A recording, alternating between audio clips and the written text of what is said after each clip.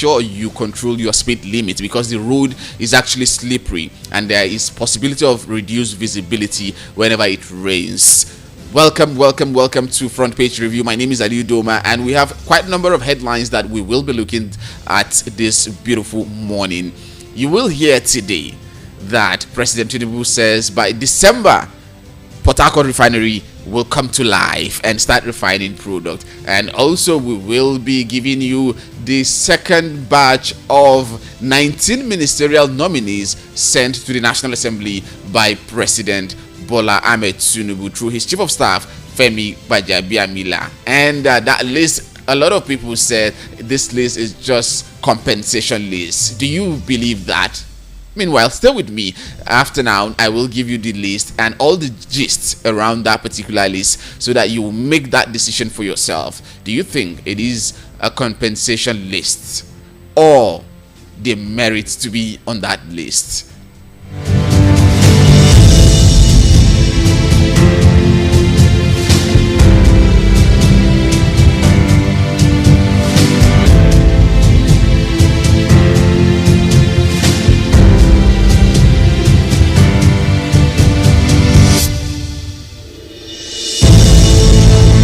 Alright, thanks for staying with us. This is VOP 96.1 FM Abuja, and you're listening to Front Page Review with me, Ali Udoma. Let's start with this particular headline that is on the Premium Times that says protests. NLC-TUC leaders meet with Tinubu. The meeting was held hours after the Labour leaders led Nigerian workers in protest across the country over the increasing cost of living. President Bola Tinubu yesterday held a meeting with the leadership of the Nigerian Labour Congress, NLC, and the Trade Union Congress, TUC. The meeting was held hours after the Labour leaders led Nigerian workers in protests across the country. Premium Times reported how the nationwide protest called by the two Labour unions was held in various state capitals. The Abuja protest was led by the NLC President Joe Ajero and TUC President Festus Osifo.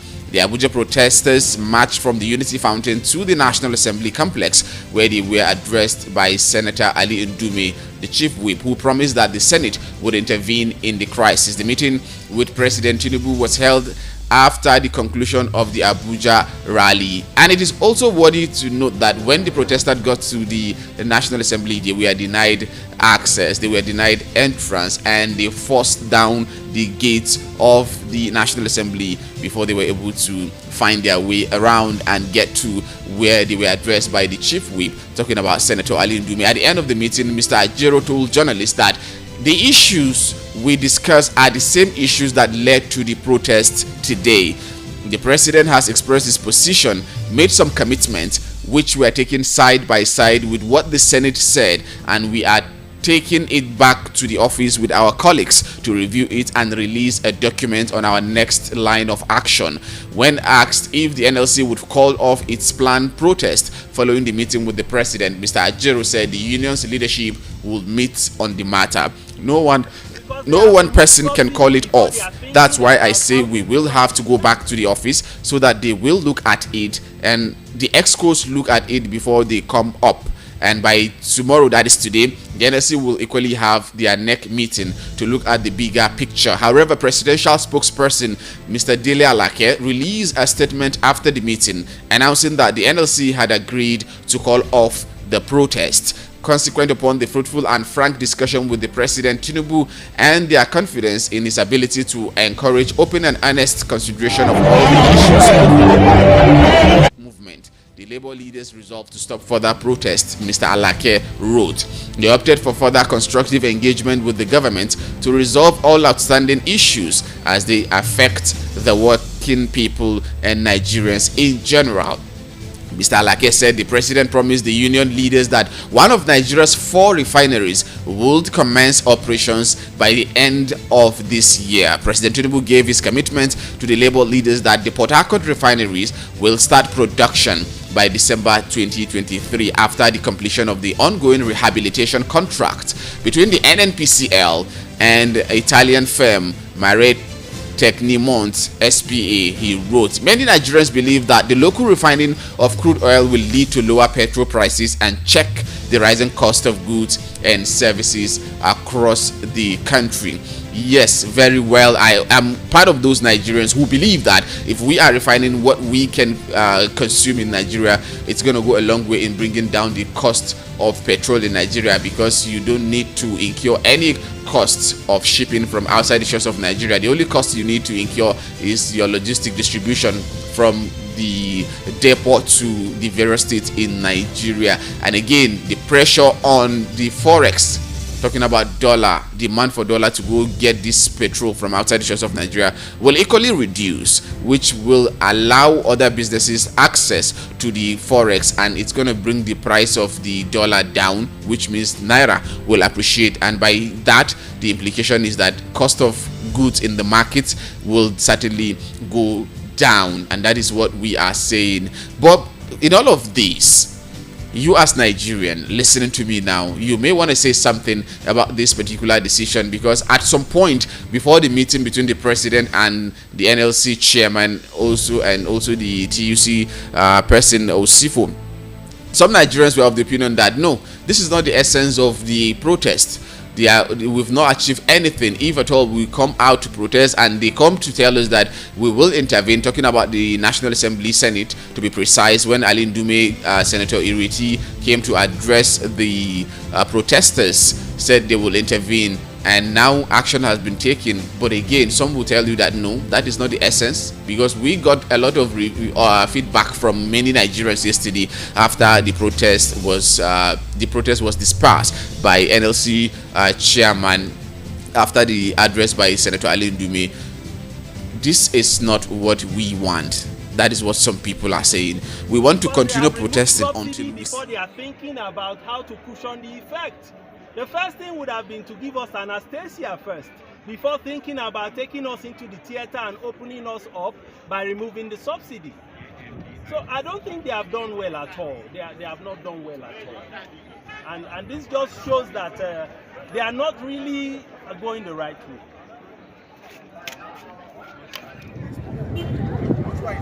We have give kudos to Labour Union, because they are here to represent the masses, because even a madman on the streets who knows that Nigeria are into hardship, the economy meltdown is not smiling to the people. So we hope and pray that the legislative or the people that are expected to do what is expected will hear and respond in a short time to the masses, to what they are passing through. So far, we are expecting a positive response, because the president that we vote for, we know will not fail us. We are counting on him and his ministers that are being screened. At least they will have that fear and favor to do what is expected, that will favor the masses. I don't think so, because you have leaders that are not feeling the pulses of the masses. But like our leaders, the NLC chairman said, we should take them for their word. And they said a week. So we are heading back to our various constituencies and waiting for the outcome of today's talk. I'm waiting for the outcome before we be able to do anything further. The leadership of the NLC will direct. But for me, well, just to continue trusting and having faith. Otherwise, if not that, I don't believe in this our leadership. I'm just praying that God will give them that heart. They feel pulses of the people. Like the Senator Dume spoke well. They said they are from the grassroots and they know our pains. So based on that, I want to believe that they will be able to champion our case with a larger house, and something will come out from it. The issue becomes, will they do? It's not a question of whether they hear. They always hear. But do they do what they are supposed to do? That's the question. That's the big question. It's simple. It's not rocket science. Pretty simple as far as I'm concerned. Pretty simple. If you kill this economy, what happens? If you are milking a cow, you should feed this cow with good grass so that the cow can actually give you good milk. That's the only way to keep, your milk that you are milking from the cow going. So if you kill the cow called Nigeria, where will you milk? Where will you get milk from? But what our leaders are doing is trying to kill the cow called Nigeria. Our economy is in shambles. I was heartbroken because I heard one news that the CFA is 1.1 million naira to 1 million CFA. I remember a couple of years back, I went to Cotonou to buy a vehicle. I changed 1 million CFA for 250,000 naira. My heart was broken when I heard that. Why our refinery is not working? It's not rocket science. Is the most stupid thing, as far as I'm concerned, was to take off the subsidy. It doesn't make sense. Everywhere around the world there is subsidy. Ask the World Bank, ask IMF. Everywhere in the world they subsidize things. In economics, there's what's called theory of comparative advantage. We have fuel here. All we need is the refineries to work. It's not rocket science. Make these things public knowledge. If you have put money, what they have done by removing subsidy with the claim that there is corruption in the subsidy regime is just unthinkable. What you have told us is that there's corruption in the subsidy regime and you cannot fight the corruption. You now want to put all the blame on poor Nigerians, on innocent Nigerians. Now let me tell you something. If you cannot fight the corruption in the fuel subsidy regime, take that same money out from the subsidy. How do you solve it? We only wait and see. It's APC to APC. And yes, we have a new government, but it's the same APC. They keep on deceiving us. They will never leave straight from it. On my own. All right. Thank you very much for your thought and opinion on the program. We appreciate your contribution. This is one person's opinion. You also might have your own opinion that you want to be heard. You want your opinion to be heard. We are open. The phone lines are still free and open. You can use this opportunity to be heard. Okay, we have a call. Hello. Hello. Good morning. Good morning. Thank you for calling. Could you please turn down the volume on your radio set? My name is Rabi Mohammed. All right, Mr. Rabi, can you please stay away from your radio set? There is interference. I'm calling you from Area 1 here. All right. Go ahead, Mr. Rabi from Area 1. Let's hear your thoughts. Good morning, welcome. Thank you very much. Good morning to you. Definitely, it's a crucial time. It's just like a military regime. Okay. What do you mean by where that? There is no any different from the military regime, because the way the government officials are ruling the country, actually I can tell you that it's a selfish interest we're running into. If such things will going to happen, at least they are supposed to give us a freedom. Means do a referendum whereby they will be listening the opinions of the Nigerian people. But if you look at the situation we are now, from bad to worse, not any single development. We are all happy and welcoming the new government. But it starts with a difficult tax to the Nigerians. If we are talking of achievements by protection we did yesterday, you will only achieve by the way it has never turned to any violent something. We have ended it successfully without, in a peaceful way, without any interruption whatsoever. But apart from that, we have never achieved anything. Okay. By promises, by two senators saying that they will be low, or they will sit down, or they will check so that we should give at least a week. They will do something. It is something that they already know. We are living with them in this country. Yes. They are already aware of the difficulties that we are into. So from this one, actually, we have never achieved anything. So that's all. So therefore, thank you.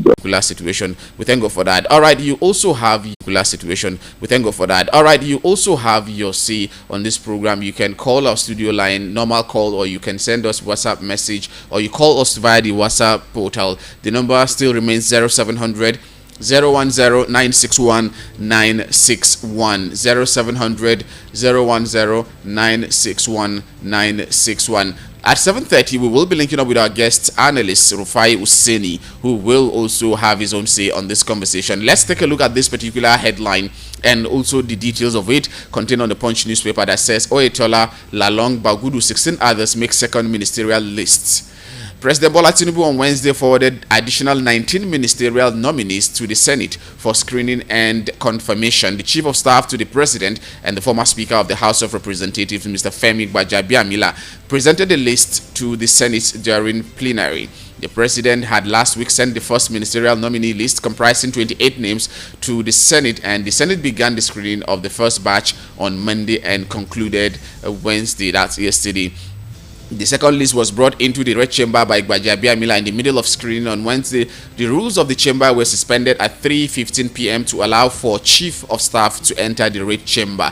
The list containing 19 names was presented by Gbajabiamila to the Senate President Godswill Akpabio, who later read out the names. They are Abdullahi Gwarzo from Kano, Dr. Bosunti Jani from Ogun, Dr. Mariam Shetty from Kano, Isiaq Salako and Tunji Alausa from Lagos State. Others are Dr. Yusuf Tanko Sununu, Kebbi State, Adegboyega Oyetola from Osun State, Atiku Bagudu, Kebbi State, Bello Matewale Zamfara, Ibrahim Gaidam, Yobe, Simon Bakola along from Plateau State, Lola Adejon and Shoaibu Abubakar Audu from Kogi State. Also on the list are Professor Tahir Mamman from Adamawa, Senator Aliyu Sabi Abdullahi from Niger State, Senator Alkali Ahmed Saidu Gombe State, Senator Heniken Lokpobori, I beg your pardon, Bayelsa State, Uba Maigari Ahmadu from Taraba State, and Zafania Bitrus Gisalo from Federal Capital Territory. No fewer than 5 former governors made the second list, to add up to the ones that were captured in the first list. And the former governors include former governor of Osun State Oyetola, former Kebbi State Governor Bagudu, former Zamfara State Governor Matewale, former Yobe State Governor Gaidam, and former Plateau State Governor Simon Bakola. Along the first list had 4 former governors,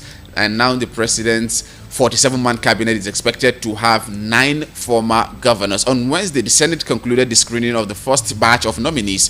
14 had been screened on Monday, 9 on Tuesday, and the remaining 5 were screened yesterday, Wednesday. The 5 nominees screened on Wednesday were the Special Advisor to the President, Special Duties, Communications and Strategy, Mr. Dele Alake, former Minister of Health, Ali Pate, and Senior Advocate of Nigeria, Lateef Fagbemi, publisher of Blueprint newspaper, Muhammad Idris, and Dr. Doris Uzoka. Alake, when he appeared before the Senate, stated that he would strengthen laws that would regulate the use of social media. Alake, when asked about his thought on the regulation of social media, said, "I will strengthen the laws and applications of those laws, and I will support anything that comes from the hallowed chamber on laws. I will support the strengthening of our regulations." Also, Fagbemi harped on the unbundling of the Economic and Financial Crimes Commission and the Independent Corrupt Practices and Other Related Offences Commission, ICPC. He said, in responding to questions on corruption and the rule of law, "Truth be told, you fight corruption, but at the same time, the way it's fought in Nigeria leaves much to be desired. That is the truth. If I have my way, I will advise the president to unbundle first of all, bring out ICPC and EFCC together and unbundle them. The investigation should not be handled by the same body. There must be a supervisory authority within the same system." Fagbemi noted that a prosecution body should be created, especially outside of the investigation agency. He added it doesn't augur well to ask the same authority to do investigation, come and do prosecution. That is when we have a problem. Investigation takes time, especially in serious corruption cases. Are we prepared to wait? An investigation should be thorough and shouldn't be that when a given governor leaves office, let's go, EFCC is investigating you. That is not the way to investigate criminal matters. Meanwhile, Pate made a case for funding the health sector stating that without robust domestic funding of healthcare, the gaps in the health sector cannot be breached. He said the out-of-pocket health spending in Nigeria, around $54, grossly outstrips the total government expenditure on health, $12, which amounts to an inconsequential share of the country's gross domestic product. So in Nigeria, most of the spending on healthcare is from families, and the government puts $12 to $14 per person, which is roughly 1% of the GDP. Niger, our next door neighbor that has fewer resources, allocates more than double what we allocate in terms of health spending related to their GDP. This is something that I really talked about earlier on, that we hope that the president will send his list with portfolio, because now the way they are being grilled, talking about the screening, is just vague, if I should use that word. You don't even know where you will belong, which ministry, what's the portfolio that you're going to be taking charge of. Then how do the senators table your question? How do they channel your question that is going to be relevant to your ministry? But again, he has the power, he has the constitutional power, and he has exercised that particular power by not including a portfolio to that. But we feel it would have been better if we had the portfolio for these ministerial nominees. Let's go on this quick commercial break. When we come back, we will link up with our guest analyst Rufai Oseni and hear his own take on this particular headlines that we have for you this morning. Stay with us and don't change your dial.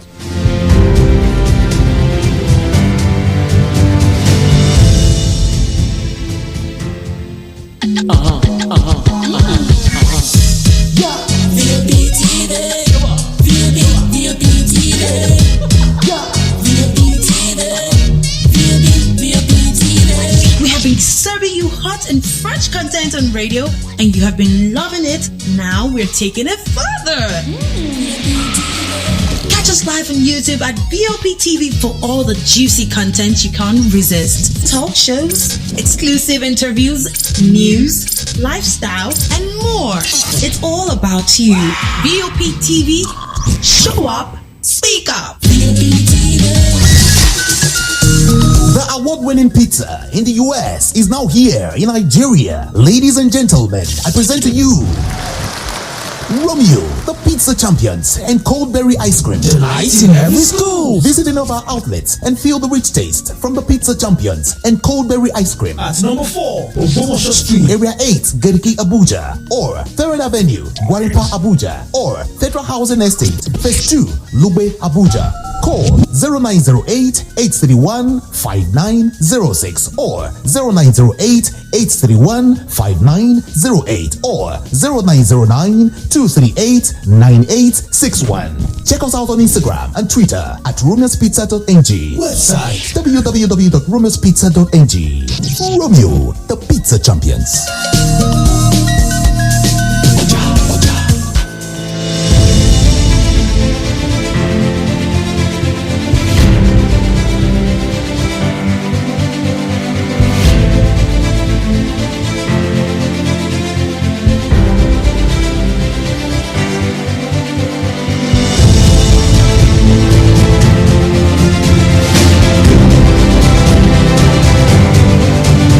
You're welcome back, and in case you just joined, this is Front Page Review on Voice of the People 96.1 FM Abuja. We've looked at quite a number of headlines that are making rounds in Nigeria, and it's now time for us to link up with our guest analyst in person of Rufai Oseni, who will also have his own say on the topic we have for discuss this beautiful Thursday morning. We're trying to establish contact with Mr. Rufai Oseni, and when we do, we will begin conversation ASAP. Some of the headlines that we have looked at this morning include the second batch of ministerial nominees that was sent to the National Assembly yesterday by President Bola Ahmed Tinubu, comprising 19 names, 5 former governors on that list. A lot of people having their own opinion about this particular list. And also we looked at the outcome or the aftermath of the national protest organized by the NLC and TUC, where they had a meeting afterwards with the president behind closed door. And part of what we got from that meeting was that the president said he will try to look at all of their demands and meet to their demand. One prominent out of which he said that hopefully by December, Port Harcourt refinery will come to life after the rehabilitation might have been concluded between the NNPCL and an Italian firm that are taking care of that particular work. Let's look at other headlines, since we're trying to establish contact with Mr. Rufai Oseni, and as soon as he joins us, we will continue from there. Let's look at this particular one that concerns us here in Nigeria in so many ways. It's coming on the Punch newspaper that says 75% of Nigerian pupils poor in literacy, says UNICEF. All right, we have Mr. Rufai Oseni on the line. Hello, good morning, Mr. Rufai Oseni. Bless you, my brother. How are you? I'm fine, thank you. All right, let's hit the ground running. We have quite a number of headlines, but I want to start with the protest that happened yesterday. The protest that took place in almost every part of the country. What would you say about the protest and the outcome? Is it that the essence of the protest has been achieved, in your own opinion? The protest was very successful, but I don't think the essence has been achieved, because I think to a large extent that the government just got a leeway by promising the fact that Port Harcourt refinery was ready. But based on antecedents, I don't think I will name to this being.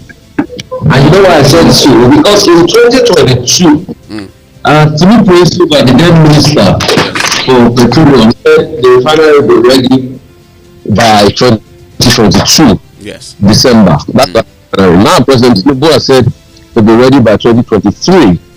So the question is, who should we hold? Who should we believe his words?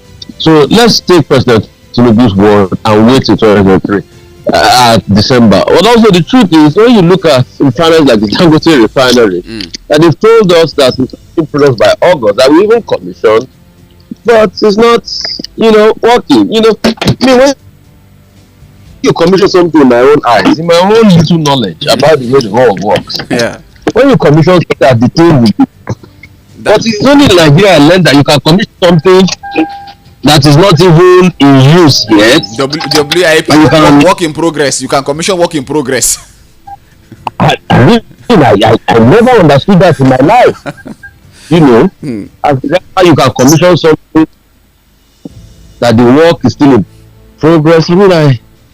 There are many things I don't understand about us. So it remains to be seen. We'll keep waiting.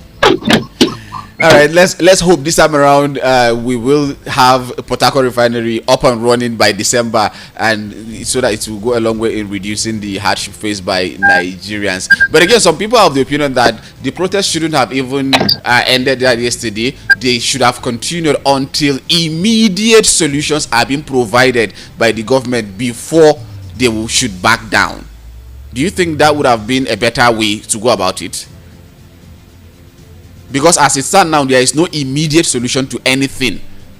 It's just postponement of the suffering, and you cannot take away the suffering or keep it aside. People are suffering up till when? When can we get something done?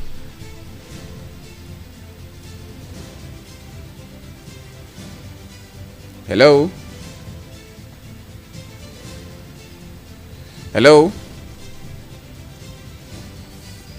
Okay, we got a network issue here. Let's try to re-establish Mr. Rufai and continue. All right, we got a network issue there with you and lost. Can you hear me? Yes, can you hear me? I can hear you. Can you hear me? Yes, I can hear you. So that will affect our economy further. So let's also be careful about that. But you see, what we just want is the government should be honest enough to tell us the truth. Tell us the truth and tell us the way things are. It's as simple as that. That's all we want. Tell us the truth. Tell us the And the way security operatives handle the situation, what would you say about that? Though in Abuja here, we had a little issue at some point when the protesters got to the National Assembly. They were denied access. They had to bring down the first gate of the National Assembly before they gain access to the complex. When you got to the complex, what happened? They were denied access. They had to bring down the first gate of the National Assembly before they entered the premises.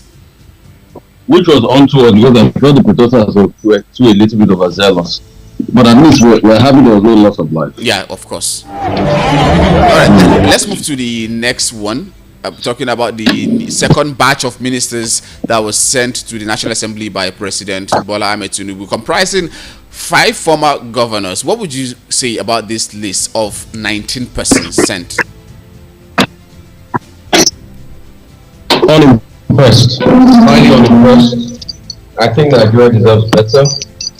Maybe a little few of them, but I don't even know where they're going to be. I mean, Oseni Tijani strikes a chord. I know what to do with CC Hub. I don't know what kind of technology, I don't know. But I'm also, and I'm going to say this because I'm a fair Nigerian. All right. I'm happy. I am from Ogun State. And Ogun State had 3 ministerial nominees, while other states had 2. I'm not happy about it.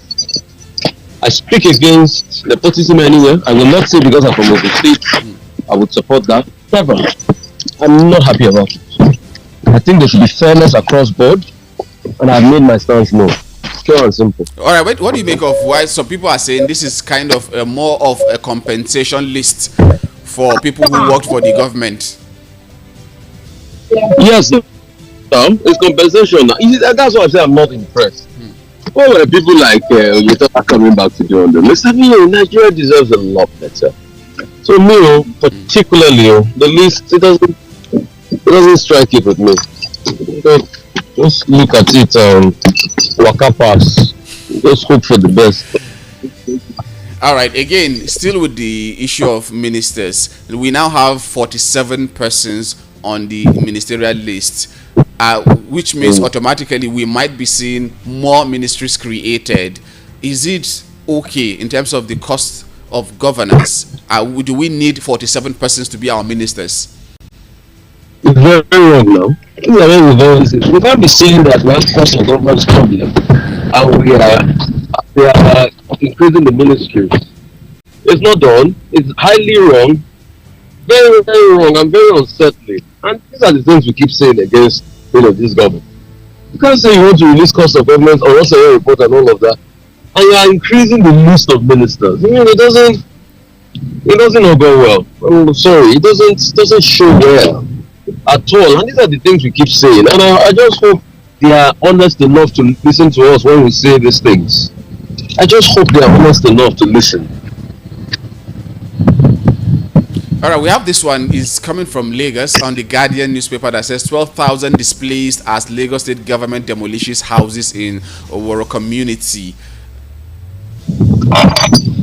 What? Say that again. 12,000 displaced as Lagos state government demolishes houses in Oworo community. It's hard that people are displaced at this time, but you see, it goes back to the corruption in the building boards and things like that. I mean, hitherto, didn't we know that probably the houses were not duly, documented and all of that? I mean, these are the problems we keep having in the country, and you have cases of demolition everywhere. But also, the government authorities are so porous in such a way that allow all of this happen, so should also be quickly blamed and looked at. I mean, these are the problems as we speak in society. These are we look at and we always complain about. We should do better for ourselves. We're not doing well enough, honestly. All right, still with the Guardian newspaper, this one is on an editorial that says the gradual death of the local government system. The gradual what? Death of the local government system. There is a particular story concerning that. It says on May 4th this year. Are you with me? It's because go ahead. On May 4th this year, Edo Deputy Governor Philip Shuaibu lambasted the 18 local government chairmen in the state over their internally generated revenue at a meeting with the council leaders. Shuaibu said it was disappointing that they generate only 3 million naira combined every month. It's sad, but also the state government started the problem. Okay. The local government is very highly autonomous before the state government said, okay, let's encroach into their money. So, and also, the state governments too were the big cause of the problem, because they now started making the local governments centers of their cronies. You put in people that are not capable, you organize bunch local government elections, you make these people your cronies and all sorts, you do all sorts of shenanigans, and you expect to get quality, and you can't get quality. Local government formerly used to be for technocrats and intellectuals. Now it's largely become for something for the boys. And you see, it's the pervasive corruption system that really hurts our country. And it just demeans our country. And it demeans our country largely. And those are the problems we have. And when we don't speak against the problems, we just fool ourselves. All right, let's take a look at this one. Can you hear me?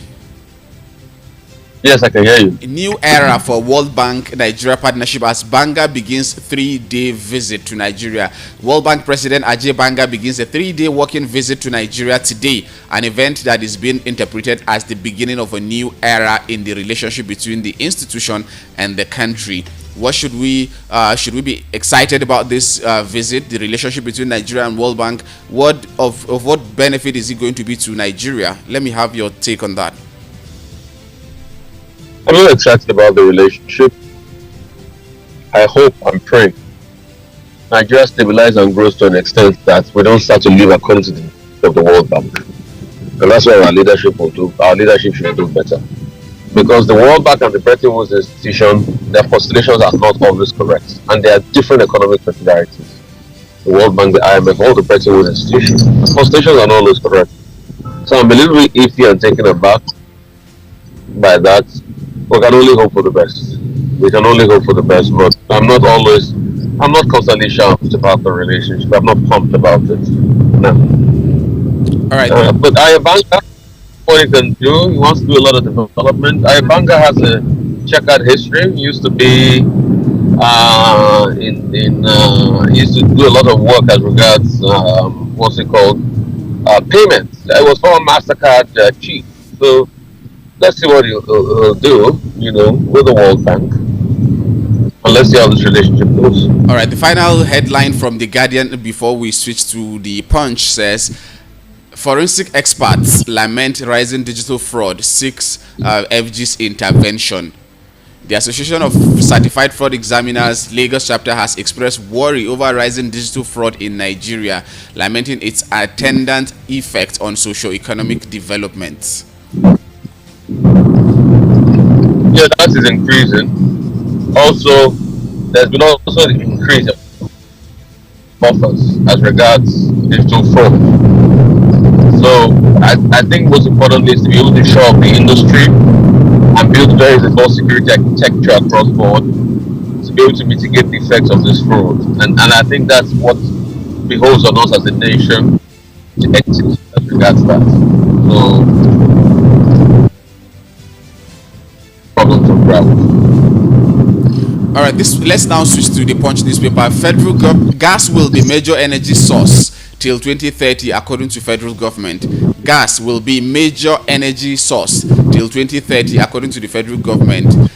Because it said the chief executive officer of the Nigerian Upstream Petroleum Regulatory Commission, Gbenga Komolafe, stated this at the Society for Petroleum Engineers Nigeria Council 2023 conference held in Lagos recently. He said although federal government was still committed to achieving the United Nations 2060 zero emission goals, Nigeria would continue to explore its abundant gas resources for the development of its communities. He added that the government was hoping to achieve part of the target through the Nigerian Liquefied Natural Gas Limited Train 7 Nigeria, Morocco and Ajaokuta gas pipeline project. What would you say about this particular target by the government when we already know there is a target 2060 in terms of gas emission? But I'm shocked at this target because gas ought to be the mainstay of the economy. Nigeria is more or less a gas nation. We have a lot of gas, but we wasted it all this while. And for me, I always look for implementable targets, not just word of mouth targets.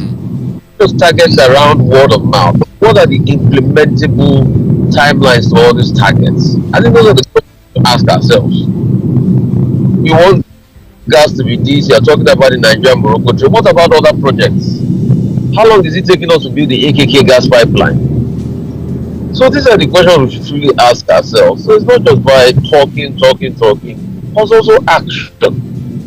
It's also action. We have a lot of capacity for gas. But what have we done? A lot of corruption. Loads of corruption. Remember the P&ID case? That was supposed to be a gas pipeline project, but it never materialized because of the level of corruption. So why do we constantly wallow in self-deceit and expect everything just to pop up and be nice and be good? All right, let's go to... Okay, are you done? Yes. All right, this one is also on the Punch newspaper. 7.8 million SMEs die in 2 years, according to Asborn. No fewer than 7.8 million small businesses under the Association of Small Business Owners of Nigeria have died within the last 2 years, according to information exclusively obtained by the Punch. The president of Asborn, Femi Egbeshola, disclosed this during an interview. He said statistics remain the same, and it is even more profound. He said, I can categorically tell you now that 20% of businesses have gone under within the past 2.5 years from January 2021 till date. He also welcomed the initiative of President Bola Tinubu in terms of the palliative measures he mentioned a couple of days ago to support the SMEs. Should we be optimistic about that palliative in terms of helping out in the small business industry? Like I said, if the palliatives are properly implemented, it should be a good one. But it remains to be seen if it's properly implemented. But concerning SMEs dies, how wouldn't SMEs die? SMEs is directly proportional to the state of your economy. If your economy is not good, SMEs will die. And that's what we keep on arguing all this while, that some people do not understand. The SMEs are tied to your dollar rates. How much are the dollar rates? How much are the dollar rates? So if your dollar rates are increased, you think SME is going to be great? But every time you devalue your currency, hope you know you devalue the life and the prospect of businesses. So if you don't get that right, how do you think the rates are going to be great? And these are the questions we don't answer or tell ourselves. My brother. Yeah. Let's look at this. Finally, the last headline for today is also on the Punch newspaper that says INEC wants policemen, journalists to vote during polls. The INEC chairman. That's a good one. Okay. That's a good one. They too are Nigerians, so they have a right to vote. Pure and simple. But I would give them all right, thank you very much. Thank you for. No, what do you want to say? I want to ask on the part of the security. Don't you think it's going to affect where their allegiance lie when it comes to election? If they no, they are not going to vote on election day now. They will vote I know, like just like a the week US. They will vote like a week or two before, but they to their citizens. Man is a political animal. Yeah. All right. Thank you very much for your time on the show today. All right, bless you too. That was Rufai Oseni, who has given us his own perspective to a lot of stories that we have today. Just like I concluded with him, the last headline, INEC wants policemen, journalists to vote during polls. Let's look at this in detail a bit. The chairman of the Independent National Electoral Commission, Professor Mahmoud Yakubu, says the commission may approach the National Assembly for legislation that will enable its officials on duty and others who work on election day to be able to vote. Yakubu said journalists and security agents such as policemen, soldiers and others should be able to cast their ballots during elections despite being on official duty. The report says that Yakubu spoke on Wednesday in Lagos during a post-election review meeting with media stakeholders. He said that the commission may approach the National Assembly to amend the law to accommodate Nigerians that were unable to vote because of the nature of their jobs. For instance, there are many Nigerians that did not have the opportunity to vote on election day simply because our law said that you can only vote where you are registered. So most of the journalists on the election day worked in places other than where they are registered, so they don't have the opportunity to vote. This doesn't apply only to journalists. It also applies to officials of INEC itself, the regular and ad hoc officials, including the security agencies. So through this kind of interaction, we get recommendations coming from stakeholders, and we'll see in what area we are going to approach the National Assembly to amend the laws. The INEC chairman said, appraising the 2023 general elections, he maintained that the commission had nothing to hide and did no wrong. At this juncture, I will indulge you to call in. I think we have a minute or two. We can be able to muzzle in a call. Let's roll out the phone line again for people who want to call and have their own say on this conversation that we're having this morning. 0700 010 961 961. 0700 010 961 961. That is the phone number you can call. You can call me normal call, or you send SMS, or you want to use the WhatsApp portal. Yes, you can. You can call me via the WhatsApp handle. It's same number for all, call and WhatsApp. You can also drop your voice note or WhatsApp message on the same number, and you will be heard on Voice of the People 96.1 FM Abuja, where we give you the opportunity to be heard. You are the biggest stakeholder in what we do here.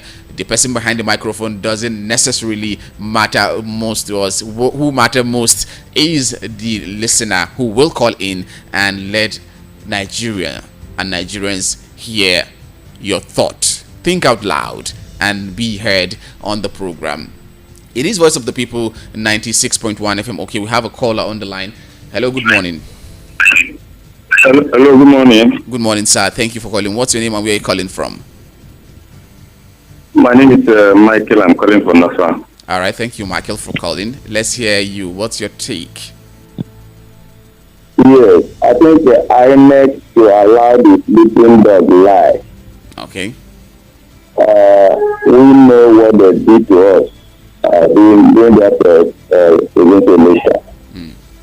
And they cannot be claimed to be nothing.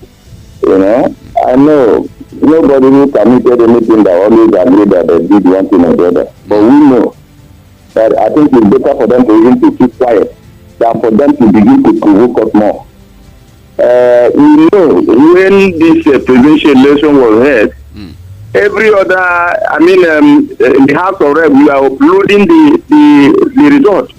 But when you come to this presidential one, you did otherwise. You did what you did. Best known to them. So for me, if they can listen to me, it's better for them to even just keep quiet. Because the more they talk, the more they provoke us more. Mr. Baker, let me ask you this question. So, yes. If you had to score INEC on the scale of 10, from 1 to 10, what would you score them in 2023 election? 0. I'll score them 0. You know what? No, let me hear why. Yes. Why is because the INEC chairman promises us in live television that this result will be translated and in real time, and the people will see it. You understand? Yes. In real time. But what happened? When they want to do otherwise, cut corner, you now see what they did. They frustrated the effort, and then somebody are coming to tell us that INEC are clean. But where? My brother, I scored them 0 because we know the person. I think personally, even heaven and earth knows the person who won this election. It's not the man who are sitting now today. It's the one who. But INEC just pronounced because they have the power, and the INEC chairman, he have power to pronounce whoever he want to pronounce. Whether the person win the election, he did not win. He stand like that until court said otherwise. So for me, we know that the man who is sitting there is not the one who win the election, even heaven is away. But INEC to not go ahead and begin to provoke us by telling us that they are clean. No, don't be provoked, Mr. Michael. Thank you very much for your thought this morning on the program. We appreciate, and this is where we call it a wrap on Front Page Review Thursday edition on Voice of the People 96.1 FM Abuja. In case you missed out on anything from our conversation and you want to listen or watch, you can go to our YouTube channel VOP 961, or you just type Voice of the People Abuja. You will watch what we have just discussed live. Even the ones you missed from the beginning, you can actually watch that. You follow us across our social media handles because we have a huge presence over there, talking about Twitter, Instagram, Facebook, and Thread. We are there at VOP 961. And if you want to do business with us, our office is situated at number 4 Ogbomosho Street, Area 8, Garki, Abuja. Number 4 Ogbomosho Street, Area 8, Garki, Abuja. Our website address is www.abuja.voiceofthepeople.ng. www.abujavoiceofthepeople.ng. Our rate is very friendly if you want to do business with us. Thank you for listening. Do have a wonderful day ahead. My name is Ali Udoma. Good morning.